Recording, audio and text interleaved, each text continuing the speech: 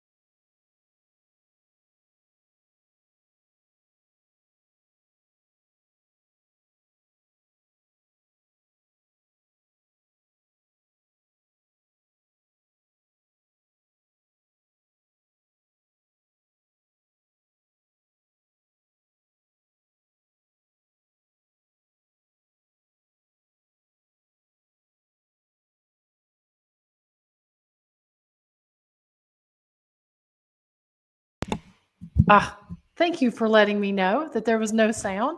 Oh my goodness. And I'll go back and say my whole spiel again. Welcome. We are live here on the Ghost Biker Garage. I'm your host, the Ghost Biker, and I am so excited to be back. Thank you so much for letting me know that there was no sound. I think that one of my cats must have bumped my mic because we just had the Jailhouse Informant podcast and everything was good. So thank you. Well, what is a show without a little bit of technical difficulty? Um, so, what I said in the last 3 minutes was that so excited to be back. It's been a little bit of time.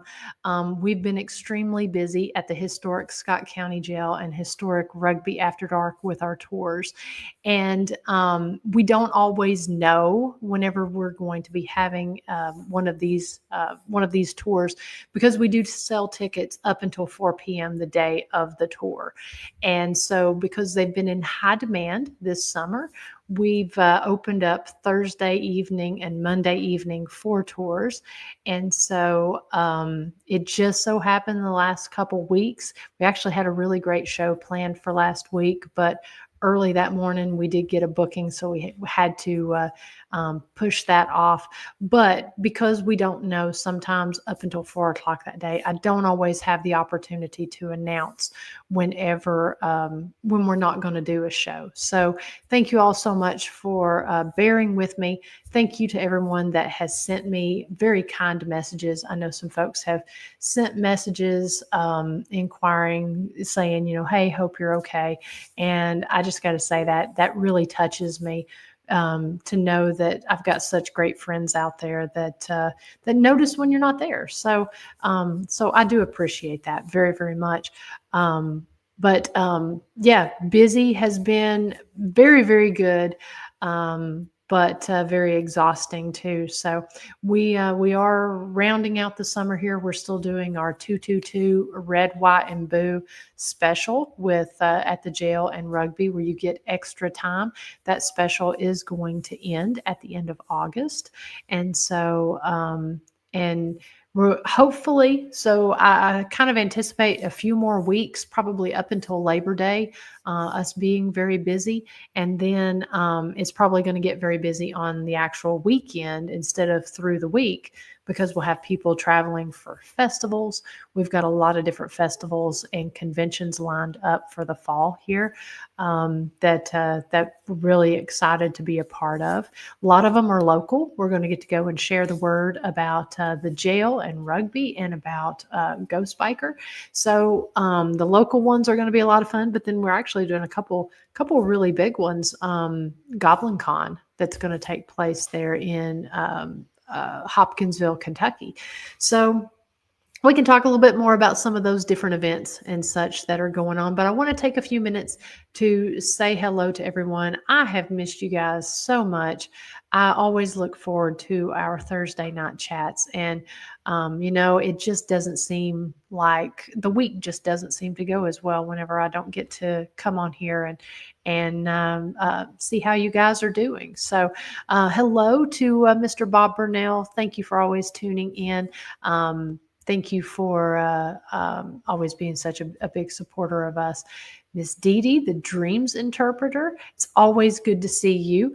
I love it when you help with participating with our lives that we do. And so hopefully getting one more live in before the season starts. And then, of course, once the season starts, it's all going to be live. So we'll be talking about that here in a few minutes as well. Sylvain, I always look forward to seeing you. Thank you so much for tuning in. Miss Jolly Jeffers Goins. Let's see. There's where everyone's telling me that I have no sound. Hey, Ronnie. Yeah, I guess I kind of have stranger status now because it's been about 3 or 4 weeks. The last show that we did, so much fun. We talked about cats and the paranormal, and so that was a lot of fun to get all your input and views on that. And there was we really just scratched the surface when it came to that show.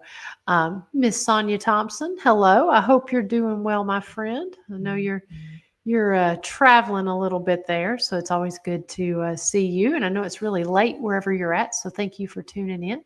James says you need to use the drum intro from Judas Priest Painkiller for your intro music. I like it. I've always been a Rob Halpert fan there with some Judas Priest. Living After Midnight. That's one of my favorite ones, but I love the artwork for Painkiller. It's such a cool motorcycle artwork there. If you can't tell, I'm kind of a hair metal nerd. That's my jam right there, and I absolutely love music. We should do a show talking about music because music is one of those things that is such a huge trigger item when it comes to the jail. And it's amazing with what happens whenever you start playing music in the jail. Not even so much playing music on your phone, but playing instruments, guitars, harmonicas. It's amazing what happens when people do that. Let's see here. What do we have? Hello to Janet. It's always good to see you. It's been a little while. I hope you're doing well, my friend. And trying to scroll and catch up. Daryl Paulette with Clover Hill Village. I always love following them. I know those guys have been really busy up there, and it's always good to see different locations getting busy, getting people in, investigating. I love hearing about how those investigations go. I've really enjoyed following different folks who's Cabin on 360, different places that have been having conventions. It is definitely something that I've been following a lot this summer. A lot of people have been really busy with things. Nancy Weems, always good to see you. And Kim Brady, hello. Dave Pilkey. Hey, Dave. Dave he rode down from Canada and did our motorcycle ride that we did at the end of June. And he has sent me some video. I need to get with that and get some of that video posted. He videoed our ride, and I need to get with you on that and get that posted. Hoping we can have some rides here in the next little bit. The weather's been so crazy. If it's not been rainy, it's been really hot. We were hoping to have a lot of different rides here this summer, but we've been absolutely booked up with tours and such. And my mom did have surgery earlier last month, so it's been about a month now. And so people have sent messages and prayers and all that. So I've been busy helping my mom out there some too. John Keller, hello. Hope you're doing well. And like I said, just making sure I've not missed anyone. And as Sonia says, it is 3 a.m. where she is at. So, so thank you for staying up late and interacting with us here tonight. So, so yeah, a lot of great topics. We're just kind of free forming, talking about a few things tonight. I kind of debated. I didn't know if I was going to have a tour or not. We did a really cool and fun show. I know some of you in the chat room joined us during the 7 o'clock hour over on the historic Scott County Jail page for the Jailhouse Informant. We had a really fun conversation about AI and the paranormal. And with that one, we really just scratched the surface too. A lot of these topical conversations. We've talked about doing some of that on the show as well. This year, we kind of took a step back from having as many guests as what we have done in the past. But here we are, early August, and we are, let me see what date the first Tuesday of October hits. I think we're actually, yeah, we are exactly 2 months out from today, which is October 7th. We're August 7th right now. So October 7th is going to be the premiere episode of season 8. And wow, couldn't have planned that any better.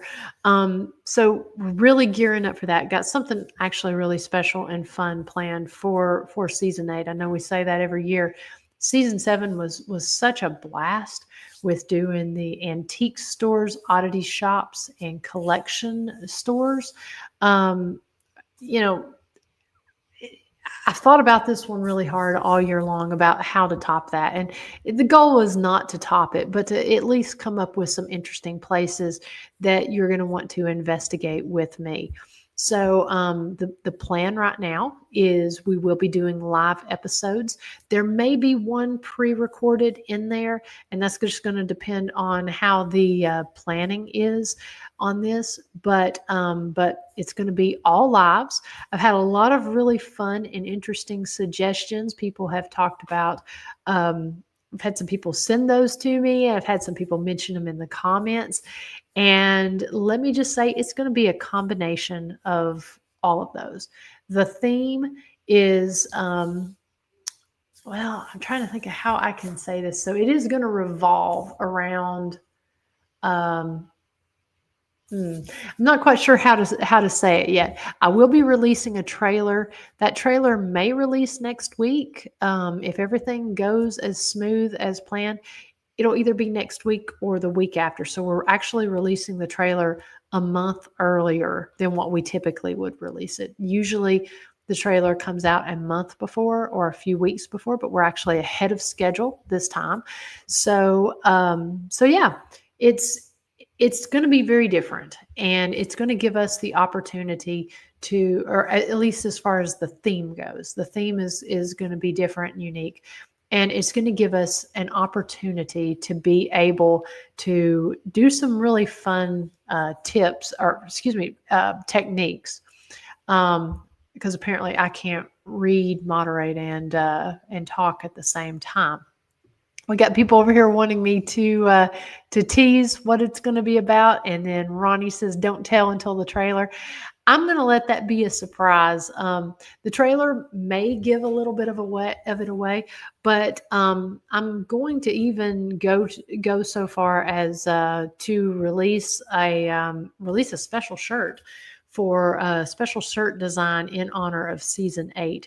That's going to kind of tie into this theme. So I'll be announcing that as well. We're going to, I think, haven't decided for sure, but I think I'm only going to sell the shirt during the season, and it's going to be a pre-order type situation. So if anyone is interested in that, I kind of went back and forth. I know there's a lot of people that loves the produced shows that I do. Those are I love editing, and I love going back, reviewing evidence, and putting all of that together. And believe me, I actually have a stack of episodes that need to be released. Everything from the Lizzie Borden house to a bar that I did down in Alabama. There's a I have a stack of episodes that I can go back and pull, but I got a really good response from the live episodes, and so it really makes me happy to see that folks are enjoying those live episodes. My favorite part about it is investigating with you guys, because I feel like the activity that we got during season 7 at the antique shops was because of the collective in investigating. I mean, the ideas that you guys had for us to try, and then just the energy that you guys gave out. I feel like we got back from these locations a whole lot because of the energy that you all gave. Um, so as of right now, all the episodes will be live, but I'll know more here in a week or two, just based on the schedule, because there's a little hiccup during the middle of the month. Let's see. Bob says anticipation is awesome. Absolutely. Ronnie says he needs a large, and James says he's going to want a shirt, and Dee Dee says she's going to want. I think you are going to want one when you see kind of what I'm doing with this. Inspiration comes from all places, and like I said, I've been thinking about the suggestions that you guys had for this particular season, and all of a sudden I was I was mowing one day, and the idea just kind of came of how to do this. So I've been working on it since, and hopefully getting all the details and stuff ironed out. So it's going to be a lot of fun. Let's see here. Other than the regular Ghost Biker shirts, I do have new Ghost Biker hoodies. I have full stock of all my shirts that I have. I wish I had one with me here to hold up, but I have a ton of new hoodies. I've got green hoodies, I've got burgundy hoodies, and I've got the charcoal gray, and I've got black. And the green is my favorite color, and I think this is my new favorite hoodie because it's sort of a worn green. So yeah, we've got all of those. I don't have those up on the website yet. I've got them in our gift shop at the jail where you can purchase there, but I will put all of that stuff up. So let's see here. Looking at the comments, Dee Dee says, I agree, the energy in the lives. Yeah, I mean, I think that is a lot of the reason that we got what we got, is because I have such a good group that watch and participate here. We're able to.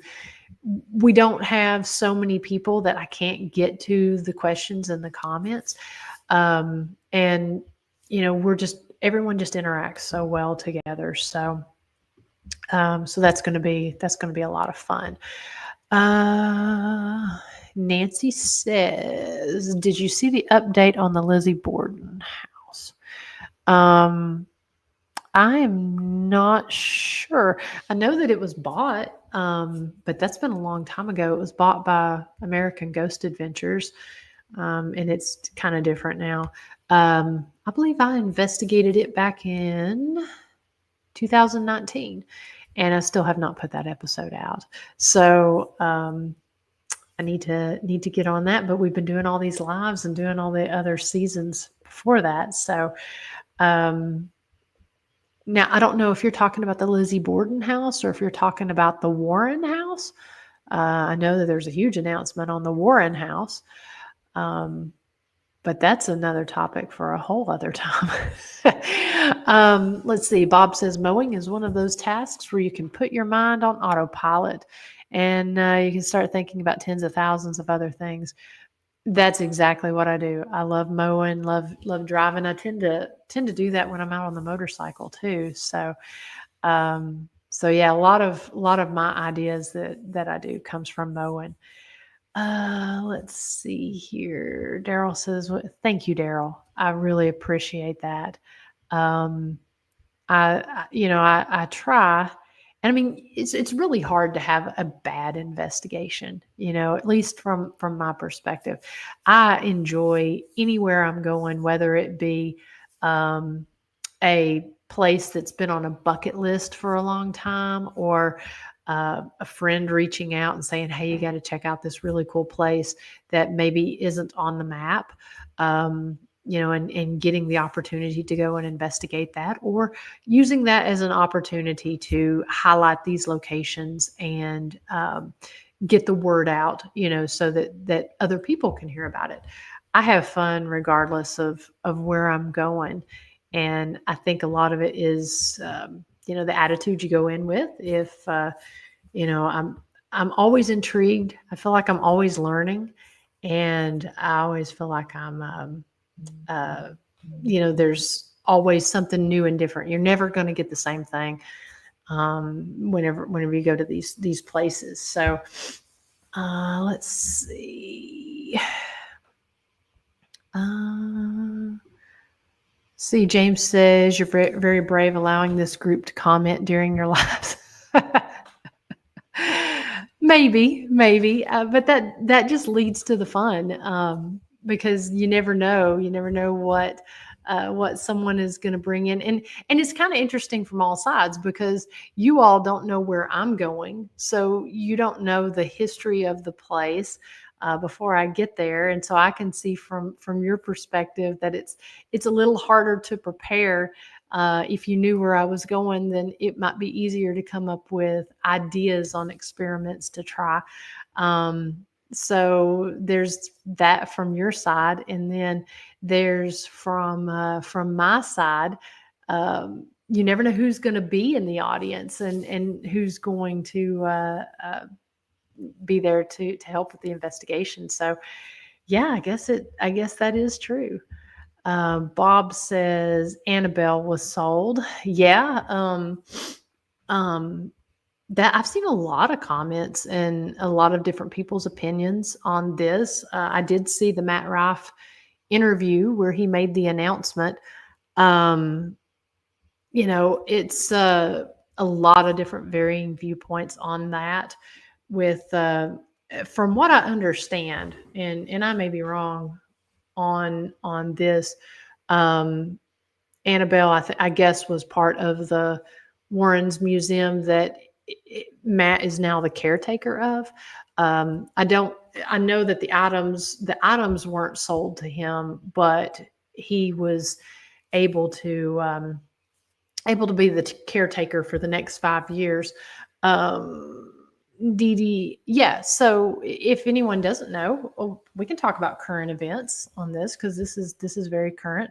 I don't know a whole lot of details on the matter, but from what I understand, Matt Rife and Elton, I can't think of his last name, his friend, that they did purchase the Warrens' home, and with the Warren, Ed and Lorraine Warren, he did get guardianship of the museum that they have, the Museum of the Occult. And so his intentions, I believe, are to open up. I think they already have. I think that there was maybe Exploring with Zach. I think that's his name. Was one of the first people to be in there, but basically they were opening it up for investigations, opening it up for access to the public. Because from what I understand, and I'm not meaning to talk out of terms or anything, but from what I understand, the museum has been closed for several years now, and they have opened parts of it up. It was traveling as an exhibition type thing, and but now it was back at the house, and that with the purchase of the home, the museum items go under Matt's guardianship for the next 5 years at least. So interesting turn of events. Again, a lot of different opinions. A lot of people in the paranormal are not very happy about that. But there are some people that are very happy, because it is going to open up access. So I feel like as long as respect is given, to the home, to the items that, I guess he has the ability to do whatever he wants to do with it. But I feel like respect and intention goes a long way. Um, I won't get in so much to my opinion on the matter, but it is a big news. It is big news, big thing. Um, just kind of looking over here at the comments. I'm with you, Dee Dee. I have not been online very much, as a lot of people can tell. I haven't been even really been on my personal page very much the last little bit because being so busy and spending time with my mom and such. Um, let's see. She says, I bet it would be great to investigate. I think that's what a lot of people are thinking. And that kind of falls in line too with what we were doing at the antique shops and stuff. Seeing if these items change the activity at the home.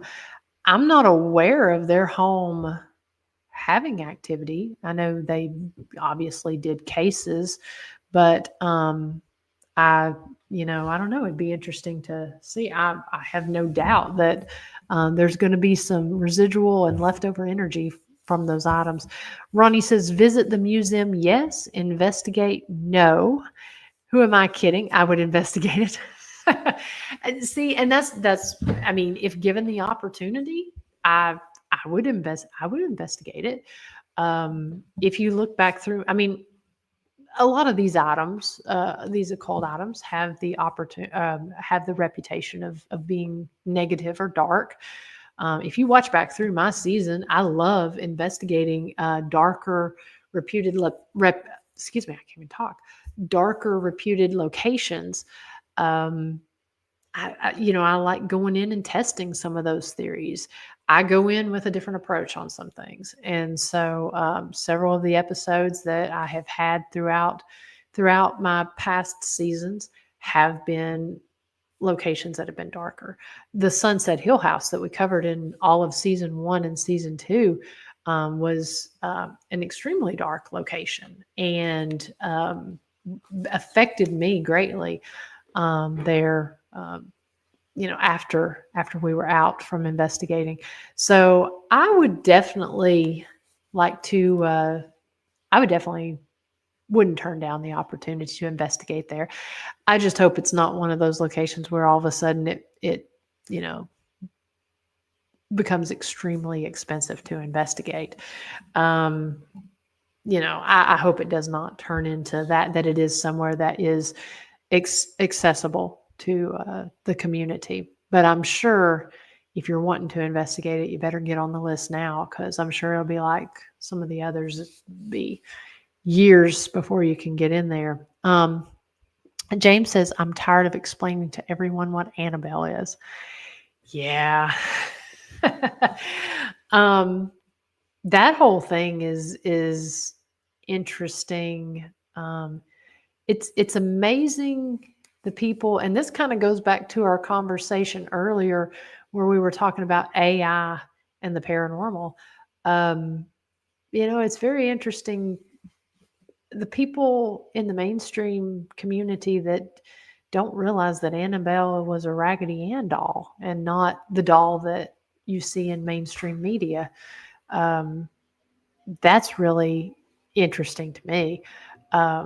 I've seen people arguing about that on this post with everything coming out there. So let's see.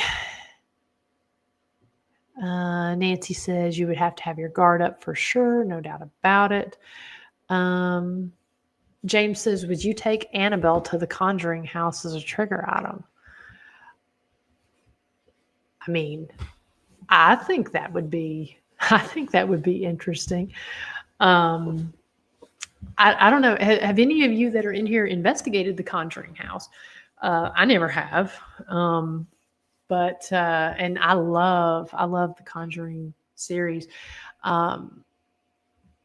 For those of y'all that don't know, that haven't watched my season, my series, I worked with a demonologist that has ties to the Warren family. I highlighted him in my season 2, and that was again very a different experience for me. But yeah, I don't know. Let's see. Dee Dee says again, no research, LOL. And Ronnie says no. Um, we all, anyone that's followed the Conjuring House knows I, I don't, I don't think they're getting a lot of, they're definitely not getting as much attention now. And Dee Dee says, I like the series too. Yeah, I thought that whole series was very, very well done. Um, I particularly from the second one fell in love with the nun, and that became my costume for a while. And then of course the movie came out. I was a little disappointed in the movie, The Nun, but I did see it for a second time, and I liked it better after seeing it for the second time. But the first time I was a little let down by that. But I've heard great things about the last couple Conjuring movies. I have not seen the last one, but let's see here. Yeah, I mean, I, I liked, but see, I like religious horror. To me, I've always been a fan of B horror movies, and just your classic horror. I've always been a fan of that, but the ones that have a religious take to them, those are my favorite because to me those are the scariest because I feel like that could happen.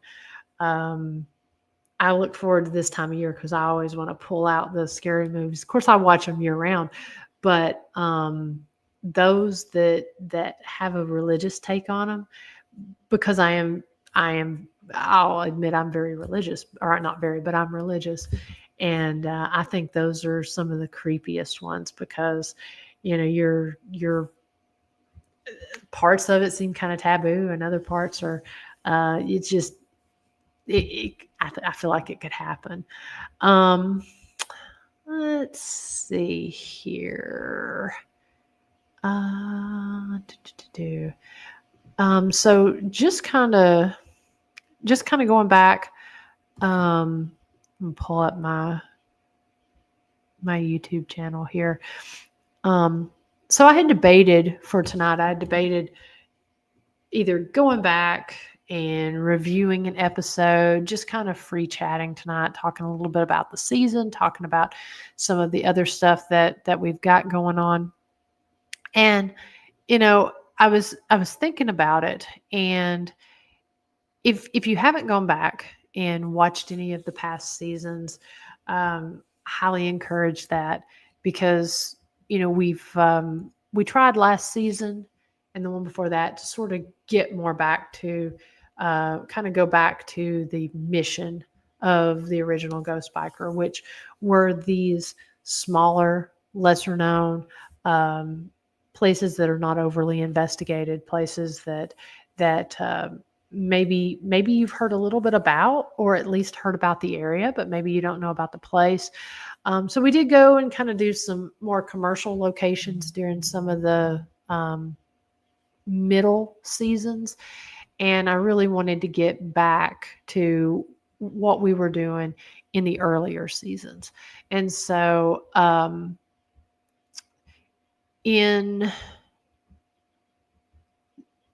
so basically in season 1 and season 2, I covered locations in Cleveland, Tennessee, Chattanooga. And the majority, we also covered local legends that some of those were a little bit regional, and some of them were a little more well known with the monk and that sort of thing. But we really went and covered the house on Sunset Hill during season 1, and that sort of monopolized many episodes in season 1 as well as the end of season 2. And season 2 covered Brushy Mountain. We covered the Old Southern Funeral Home. I loved doing the Old Southern Funeral Home, and that's a location that's no longer open. That one was ran by Doyle Goss. He unfortunately we lost him back in 2020. He was a dear friend, as well as Donald Martin. Donald was his his partner there with Southern Paranormal, and so they ran the old funeral home, and so that was such a fun place to investigate. I was the first one to investigate there. And an episode that I really want to go back and talk about a little bit more is season 2, episode 3. That one was Revenant Acres. And there's a lot of evidence in that one that I actually have that I need to release that is not in the episode. And that's probably one of my favorites that I don't nearly talk about enough. It's kind of, I guess, a deep dive, if you will.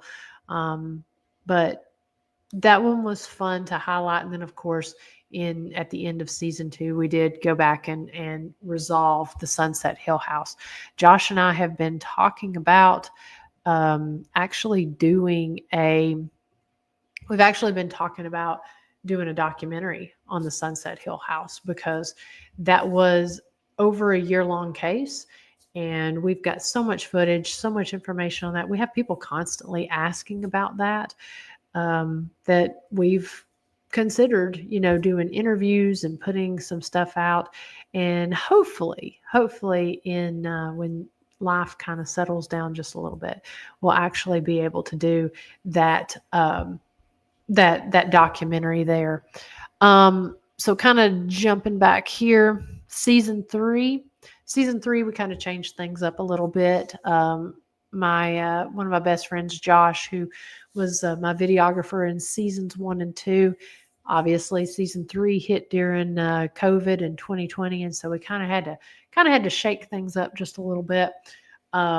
And so that's when I started doing more of my self-produced episodes. Hopefully we can get Josh back on some different episodes and get to do some work together when things kind of align with our schedules. But The Grand Old Lady, season 3, episode 1, amazing location. And probably as a location as a whole, if I'm asked, one of my favorites to investigate, it would be hands down Grand Old Lady. They've since closed for investigations, but they've opened back up last year as the Balsam Mountain Inn, and this was a fun one. I mean, to me, I've always been a Stephen King fan, and I investigated it during the height of COVID. And so most people were on quarantine at that point and was able to go. And it was just myself and Christy. Christy filmed for me in that episode. And so it was just me and Chris in that entire hotel and then Soul Sisters, Jenny came and they investigated the second night of the weekend. That was really cool to be in that location by myself. And it truly was very, very psychological being up there, and then we weren't snowed in, but there was nobody up there because there was nobody in the area because of COVID. Derailed, that's another one that I really loved. I loved this entire season 3. Derailed was it was an outside investigation. It was a really unique investigation where I investigated the 1944 troop train accident. Didn't get a whole lot of activity, but I felt like the pieces of activity that we got were very significant, but it was a good opportunity to share a story about this event as well as these lives, these soldiers that were new recruits that died in a train derailment there in 1944 on their way to boot camp. So a very I loved putting that episode together, and I loved investigating it even more just because we got to do stuff at this outside investigation, and we got to try some different techniques to try to overcome the challenges that you have with an outside investigation. And Henry River Mill Village was the next one. That was actually a investigation that I did with Christy. That was the first time we met in person. We met there in Hickory, North Carolina, and we investigated Henry River Mill. First time investigating together, first time meeting, and got some really cool evidence on that. And then, of course, the final episode, In the Shadows, was that was, oh my gosh, I'm drawing a blank on the name of that house. Okay, I'll think the pains of being busy in your mind, going everywhere. I cannot even think of Willow's Weep. Willow's Weep is that house. I can't believe I forgot that. That was a fun investigation that I did with one of my best friends, Tiffany. A lot of you know her. She helped me out with filming some of my seasons. So, Willow's Weep, very interesting story behind that. Very dark history, very dark location. That was I didn't do the research on the activity on that one until after, because I didn't want to go in with a jaded approach. So great season kicking off 2020 and kind of changing things. The season 4, the theme was all haunted homes, and that one, it was all locations that had a reputation of having haunted homes. I got to work with Jake Fife. I've adored Jake as long as I've known him. Got to meet him in person at a couple different conventions, and he's just such a positive spirit. And I know that Nickerson Sneed is one of his favorite locations, along with St. Albans, to be able to investigate. And so he invited me along. We covered it. I was so interested to see how the energy changed with investigating with young Jake. And I enjoyed it so much that I went back, and for episode 2, this was a 2-part episode. I investigated the house by myself, and I wanted to try some of the same techniques to see if our energy with having a male and female in there, as well as because I think I'm like double his age, and so maybe even a little bit more than that. And so I wanted to see if that young energy kind of changed some of the activity that we got, and we got some really cool stuff there. Nickerson Sneed is now a bed and breakfast there in Glade Springs. Great place. And then Octagon Hall, a favorite, one of my first investigations ever, and I've been there many times, ran by Beth Allen, and of course the late Barry Gaunt, who is just such a favorite of mine, and such a tough loss. And then we ended the season out with the Ma Barker house. That was one that has only been investigated by a few people. That's from down in Christie's neck of the woods. She was the first to investigate there, and it was the home that was used by Ma and Fred Barker, and it was the site of the longest FBI shootout in history. And so I think I was, at the time, the second person to investigate it. Chris had got such amazing evidence from there to be invited in by her to investigate there was great. And we got a lot of evidence that responded with the historical accuracy of that event itself. Before I go any further, just want to look over here at the comments and make sure that I'm not missing anything. Ronnie says, I watched the Brushy Mountain and Nickerson Sneed episodes a couple weeks ago. Thank you.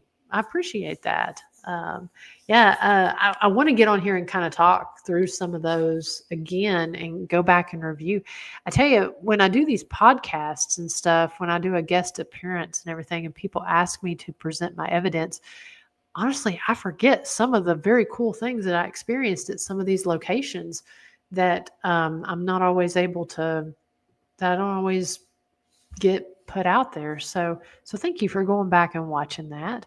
Um, yeah, Bob Nickerson Sneed, definitely a great name. It sounds like a name that commands respect.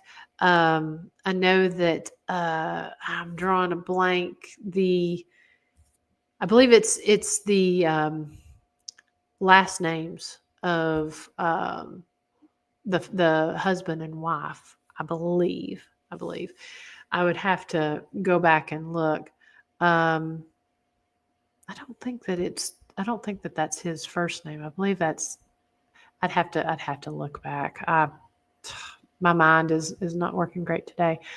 It's definitely a pretty cool location, and you need to check it out, Bob. If anything else, the it's it's kind of wild. The house itself, it's like a house within a house. It's got a cabin in the inside of the house from the 1700s, and then basically they took and they built a house around around the cabin, and then after they built the house around it, they added on again and enclosed that. So it's, and then there's like all these stairways that lead to nowhere, or that kind of lead back on themselves. You can get, I don't want to say you can get lost in it because it's not that big, but it's a really weird house within a house.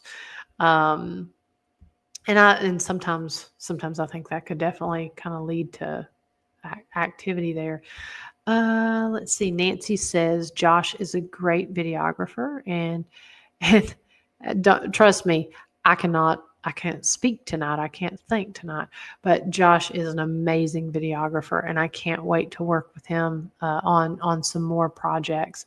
He makes investigating easy because he's very creative, detail oriented, and when he's filming for me, I feel like I can go and I can just focus so easily on other stuff that I'm doing because he just takes care and makes it easy. Um, Ronnie says Jake is from our way. Yes, he is indeed. He's like I said, I met him when he first started doing some things in the paranormal, and I was just real impressed with his maturity and his. I mean, he was a young teenager. I think he was maybe 15 or something like that when I had the opportunity to. I didn't meet him till he was a little bit older, but yeah, such a cool guy. Thank you, Dee Dee. I appreciate that. Let's see here. I hope you have a good night. Thank you so much for tuning in, and yeah, be on the lookout. We will be releasing the new season trailer coming up really soon. Let's see here. Sonia says one of my favorites was the poker game from the Haygood Meal episode. Love the poker game. I like that one because I know, everyone's got their tool of choice. Everyone loves using uh, different paranormal tools, but going back and trying to essentially either debunk the tool itself or the activity. And the flashlights are definitely a controversial tool. I personally like the flashlights. I've got to do a paranormal 101 here in October. I'm speaking on that and going to be talking about some different tools. But I like going in and showing alternative ways to use some of the different tools to essentially not so much debunk, but also show that there are ways, as long as you use discernment, there's ways that you can look at some of these tools and see that there may be some legitimacy to it. So I have no idea how to explain how that poker game worked like that. And I've had people say that has kind of changed their mind a little bit on the flashlights. Do they work every time? No. Is every response you get on it accurate? No. But there are certain things that when you control your environment and really sit and look at it, I have no explanation. So I personally myself, I do like the flashlights, and that is the poker game was really cool, and that's one that I'm going to use as an example. Let's see. Speaking about the Nickerson Sneed House, it's almost a maze. That's a great way to describe that, Ronnie. Let's see. Nancy says, I've watched them a few times and can't remember. Yeah, that is, I totally get that. Like I said, I watch them and I forget some of the different evidence. And Bob says, that was my first season. It was. I remember when you started watching, Bob. So just kind of talking a little bit more. Season 5, we covered all jails. And I love prisons, love Brushy Mountain. Nothing, against these big, large prisons, but and I don't think I'm all biased, just because I have a jail. But I love the old jails. The activity you get from there, it's different than prisons. Jails are different than a lot of other places, and so I really, really loved doing Ye Old Jail, which was season 5, episode 1. That was in Fentress County. And I was blown away by, again, it was another card game, as well as the Obelisk and it was the Obelisk and the Spirit Box. The intelligent responses that we were getting on that one was, I think I may go back and review that episode, show that on a live and review that episode, because that place, it is not somewhere that's open for commercial investigations. I got a special invite and opportunity to be in there from the Chamber of Commerce. They have their business in there, or their offices in there. And we did have other people have investigated the old Fentress County Jail at this point, but it's definitely, I got to go 2 weeks in a row, and it was really neat to see the evidence evolve over time. So a couple things that happened in there, I got to say, 100% blew my mind. That was the one. Billy Dean Anderson was in that jail, and he was an escape artist. And not just only was he an escape artist, but he was an amazing artist when it came to painting. And so through my research, I knew that he had done that, and that he had painted like 200 or 300 pictures of Christ, which was, that's a lot. But while he was out, after he escaped, he was in a cave, hid out in the cave there. And when they finally got him, they found all of his art supplies and stuff. So I actually ended up taking in some art supplies, and we'll go back and we'll review this episode. But just to kind of put it out there, I took in some art supplies, and I was sitting there, and I never once said what I had, but I pulled out a paintbrush, and I started asking for Billy Dean Anderson. And I said, if you're in here, I said, I've got an item in my hand. And I said, if you can tell me what I'm holding in my hand, you can have it. And instantly on the spirit box, just the traditional SB7, it over the thing it says paintbrush, and then he says mine. And after that, I took that same paintbrush into another cell, and I had the ovilus, and I said, again, if you can tell me, you can have this. And the ovilus said paint. Um, Blew my mind. And so, you know, I have no explanation as to how anything other than if this entity seeing what I had and being able to intelligently articulate that. So very cool episode there. The next episode we went to, that was, let's see, that was the old Atala jail. I had done a live there. That episode was a combination of live from when I was there to also evidence that you did not see during the live. That was down in Kosciuszko, Mississippi. I don't think that place is open anymore for investigations.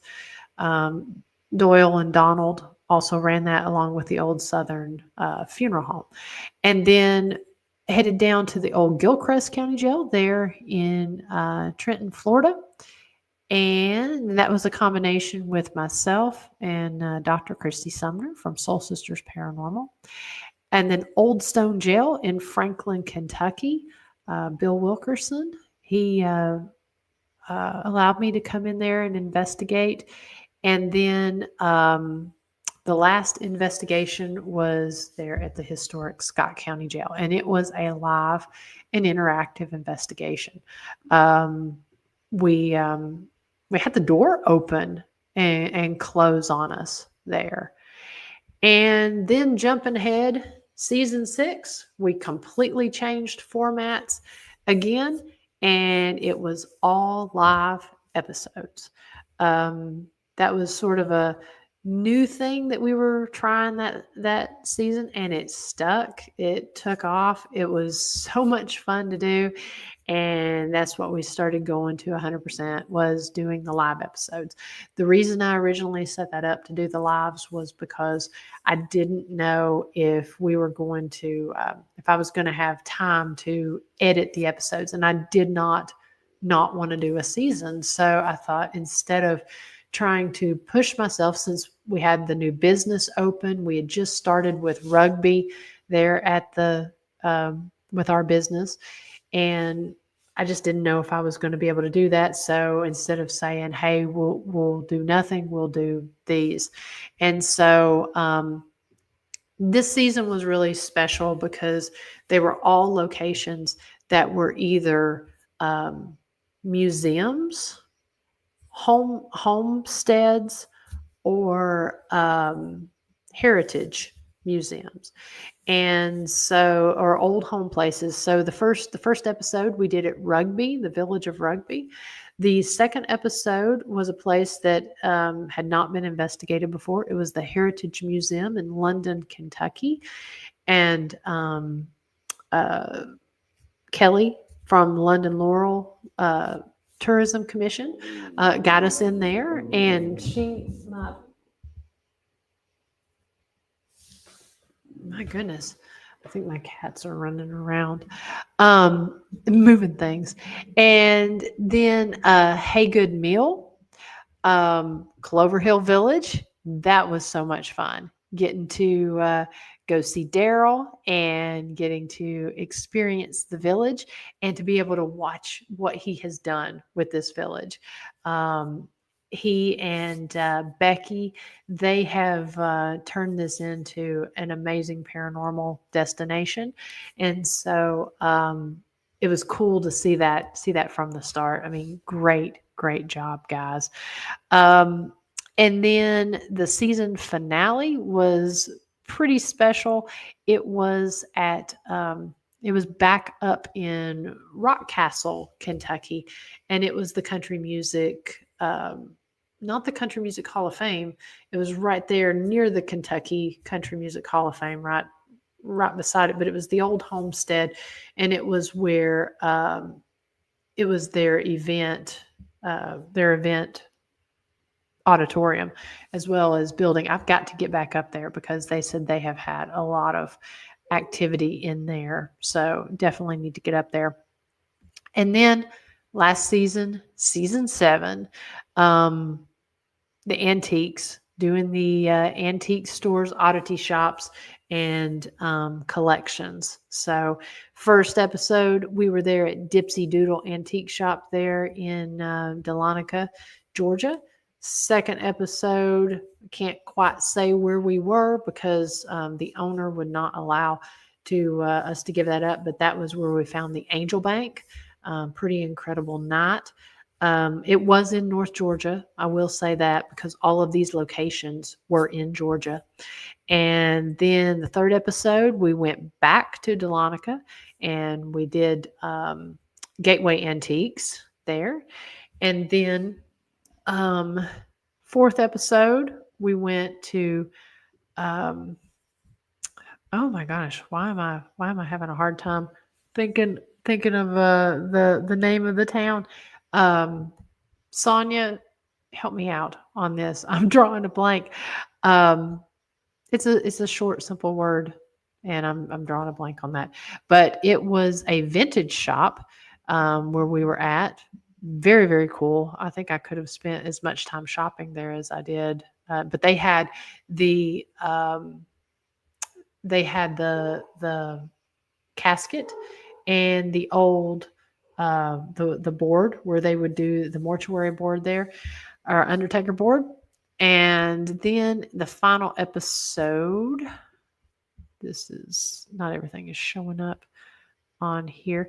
And the final episode was a flashback there to, yeah, I think that was Nancy. I think I heard the cat growling as well. The now they're over here fighting. You're probably going to hear them meowing here in a few minutes. But the final episode, we were at the comic book store, Nerd U. Lula, thank you. That was just my test to make sure you were still on. So, you passed. Lula, thank you. And then the final episode there, we were at Nerd U. They're in Commerce, Georgia, at the collection shop there. Matt was amazing for letting us in, and we got some really cool and fun activity there. So that kind of talks a little bit about some of these episodes, these seasons. We'll go back. We'll look at some of them. We won't be able to go back. We have done reviews of the live episodes. I still need to release some of these live episodes as produced episodes, but we've already gone through on our behind the screens, had guests on, talked about those. Let's see. Daryl says season 6 is my favorite. Thank you for putting a bug in my ear to make Clover Hill Village a place for investigators to come enjoy. You are absolutely welcome. Thank you for doing so much work to preserve and help this village to do what it's doing, and for putting it on the map there as a paranormal location. So, yeah, season 8. First episode, October 7th, 9 p.m. Eastern Standard Time on Tuesday night is going to be the first episode. We will be doing some fun things leading up to it, providing that I don't get a last-minute tour. So I'm working to try to line up. We've got some different topics that we're going to discuss. I want to do a paranormal roundtable. We may do this before the season. Where I have folks on. I really kind of want to dive into a topic that kind of I've had a little bit of experience with recently. Where we're located at, and I won't really get into all of it, but where we're located at, being here in the Bible Belt, paranormal can kind of be a touchy subject when you're talking religion and that sort of thing. So I want to do a roundtable on that. I've kind of reached out to a couple folks that I feel would be good representative of that, and I'll give my opinion on that as well. But I think that will be an interesting discussion. Um, won't go like I said, I won't go into it too much because we'll save that for another time. But basically, kind of talking about the paranormal and how can you be, and I'm not talking about spiritual, can you be religious and also be a paranormal investigator? And so I kind of want to dive into that topic. It might be a triggering topic for some, but we're not, this is not an insult on anyone's beliefs or anything of that nature. But I'm looking to do a roundtable, gather some different folks in to talk about it from their perspectives. And I hope that it is a conversation that folks over in the chat room will help us join in on. I've also been reaching out to several different medical professionals and doing a roundtable on this topic. We're trying to get all of this lined up. These are folks. One of them is a paranormal investigator. The others, hey guys, the others are not. And so we're going to talk about some of the phenomena that some of these different medical professionals have experienced in the paranormal, everything from some of the old superstitions and wives' tales that we believe here in the Appalachian Mountains, that also kind of that they have had experiences with in their field, because a lot of these folks are experiencing people dying on a daily basis. But then also just some of the paranormal or at least supernatural things that they have experienced. So we're going to have a roundtable about that. Let's see. I would like to. I'd like to do a countdown showing some of my favorite evidence as we're building up toward the new season. So we will have some of that. We might do another live investigation before all of that. Not 100% sure, but I would like to do a countdown of some of my favorite evidence from a couple of my favorite episodes. So we may break down a few of those shorter episodes that are my favorites. So yeah, that's just a little touch of some of the things that's coming up. If there is a topic that you all would like to discuss on this show here, or that you would like for me to dive into a little bit more, please just reach out to me, and we will come on and we'll talk about it. I think it's a lot of fun. I don't know as far as like one-on-one guests.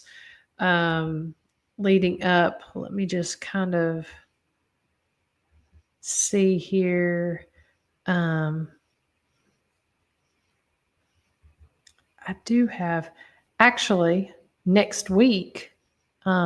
Next week, my guest is going to be Carl Jarrell, and we're going to be talking about. I know he was with Dark Sky Paranormal. His group, we're going to be talking about some. I knew I had him lined up coming up very soon. So we have him on the schedule for next Thursday night at 9 p.m. So that will be. We're going to be talking about some of the things that he and his group have coming up. He's got some really exciting things, and I think that takes place either in the West Virginia or Virginia area. So kind of close right there. So be on the lookout for that. We also have a great pre-recorded interview with a guest on the Jailhouse Informant podcast next Thursday night at 7 p.m. Eastern time. You're not going to want to miss this. She was unavailable to do a live, so we pre-recorded with her, and so we're going to be on there talking to her next Thursday night. You're not going to want to miss it because her story is absolutely riveting. It's not paranormal based, but it is true crime based. So you're not going to want to miss this. She is a fascinating woman. So all that stuff is going to be coming up. let's see. Kim says, had a great time at the historic Scott County Jail a couple weeks ago. Can't wait to go to Appomattox Jail in Clover Hill Village in a little over a month. That's the other thing. Daryl, I got to have you on to talk about the Appomattox Jail, and we'll talk about the village as well. So I know you've got big things going on with that. So Daryl, be on the lookout for me to reach out to you. And if you're free, we definitely want to have you on the show. Nancy says that both sound interesting. James says, so excited to see what you are working on, especially season 8. Yeah, I'm excited about this one. I always get real excited this time of year. My friends and family know I get a little crazy this time of year when I'm trying to get as we're getting closer to the season. But yeah, season 8 is going to be pretty special. So, yeah, we will talk a little bit more about that. I can't wait to release the trailer and to get your all's feedback on that as well. So Bob says, I would love to see you dive heavy into the jail or rugby at some point on the garage. That I can absolutely do. It's I really feel we talked about this earlier. Chris and I are really fortunate to be in a position to be able to really do some true research with these locations. And so, we're able to go in and not only investigate many times, in a row. I mean, we can investigate, every night of the week if we needed to, but be able to go in and do that and be able to compare that information and learn from the investigators that come in. So yeah, we can definitely do some deep dives there, especially at the jail and rugby. So he says it's kind of like having a baby. Yeah, that's the truth. So, but again, I want to thank you guys. I want to thank you for bearing with me on the weeks that I've not been able to be on. One of the things I've learned this year is to try to kind of show myself a little bit of grace. I don't like to miss when I make a commitment to do something. I don't like to do that, and I don't like to be inconsistent. We've been doing the podcast here every Thursday night since 2020. And so it wasn't until this year that it became a little bit challenging to be able to do it every week. Even in years past, when a guest would cancel last minute, we would either try to find somebody else or try to come on the show. So I hate to miss, and I hate to not be able to do what I say I'm going to do. So this year has been challenging for me, not being able to do the show every week and fulfill my commitment. And so that was, I think it's storming outside. I don't know what that bang was. It sounded like it came from the window in front of me, but anyways, that kind of distracted me a little bit. So anyways, I've learned to give myself a little bit of grace when it comes to not being able to make the show. So I appreciate you guys with your understanding. I appreciate you always tuning in, sharing, supporting, and more importantly, interacting here. So hopefully things are getting a little bit better in control, but just know that with the new season coming up, it's going to be full steam ahead. And we've got some really great episodes planned and that sort of thing coming up. So anyways, until next week, I hope you guys have an amazing week. I hope that everyone stays safe with any storms or any hot weather that's in your area. And I just really look forward to seeing you all next time. So take care, have a great night, and we will talk next week. Bye, y'all.